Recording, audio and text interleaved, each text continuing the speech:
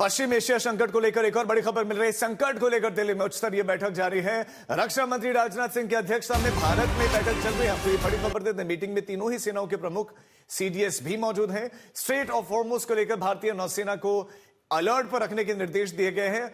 पश्चिम Asia संकट पर भारत की निगाहें हैं और अब इस समय ये बड़ी खबर आपको दे दें कि रक्षा मंत्री राजनाथ सिंह ये बैठक ले रहे हैं दिल्ली में और भारतीय नेवी को अलर्ट पर रखने के निर्देश हैं और भारतीय नेवी पहले भी अलर्ट पर है ही, ये भी आपको जानकारियां दे दें।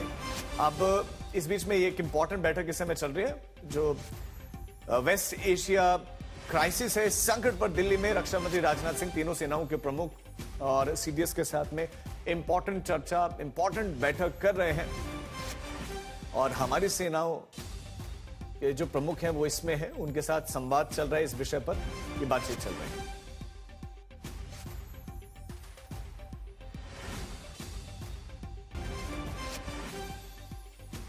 तो रक्षा मंत्री राजनाथ सिंह ने कुछ दिनों पहले भी बयान जारी किया था इस संकट पर। उन्होंने कहा था कि शांति के जरिए बातचीत से मसले को सुलझाया जाना चाहिए। कल संसद में भी प्रधानमंत्री मोदी ने अपनी बात रखी और हॉर्मुज स्ट्रेट बंद नहीं होना चाहिए, ये उन्होंने कहा। हमारी जो जरूरतें हैं वो पूरी होंगी, हम ये सुनिश्चित कर रहे हैं। आवाजाही भी जहाजों की सुरक्षित हो, संसाधनों की आपूर्ति सुनिश्चित की जा रही, वो प्रधानमंत्री मोदी ने कल जानकारी दी और आज भी वो राज्यसभा में बोलने वाले हैं। लेकिन रक्षा मंत्री राजनाथ सिंह भी एक स्तरीय बैठक इस समय कर रहे हैं और हमारे साथ हमारे संवाददाता मंजीत नेगी इस खबर पर जुड़ गए। मंजीत, क्या कुछ चिंतन मंथन हो रहा है इस बैठक में?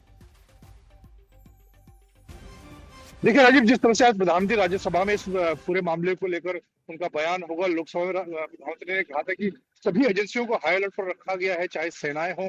और जहां तक रक्षा मंत्री राजनाथ सिंह की इस बैठक की बात की जाए, उसमें तीनों सेना प्रमुखों के अलावा सीडीएस, रक्षा सचिव राजेश कुमार सिंह और सभी जो वरिष्ठ अधिकारी हैं मौजूद हैं इस बैठक में। दो बातें जो सामने अभी तक बैठक के बाद सामने आई हैं, एक हालात का जायजा लिया गया देश में जिस तरह के हालात हैं, और दूसरा सेनाओं की जो तैयारी है, खासतौर से भारतीय नौसेना जिस तरह से हॉर्मुज और गल्फ ऑफ एडन में भारतीय नौसेना की तैनाती है, वहां पर जो मालवाहक जहाज हैं और दूसरे जो साजो सामान को लाने की जिम्मेदारी है उसकी निगरानी कर रही है। और साथ ही अगर हालात बिगड़ते हैं आने वाले दिनों में, कैसे खासतौर से भारतीय नौसेना के जो बड़े युद्धपोत हैं उनके जरिए या फिर भारतीय वायुसेना के जो मालवाहक जो ट्रांसपोर्ट एयरक्राफ्ट है उनके जरिए लोगों को निकालने की जो तैयारियां हैं, इन सभी चीजों को देखा जा रहा है।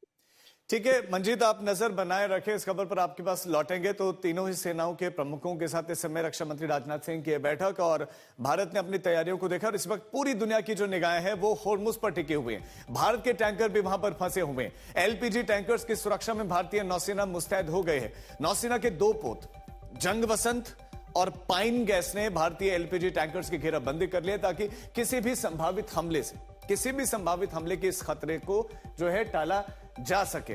हम सिचुएशन भी लगातार आपके सामने रख रहे हैं और जग वसंत भी आ रहा है, उसका जो रूट है वो हम आपको बता रहे हैं, और पाइन गैस भी है जो उनका रूट है।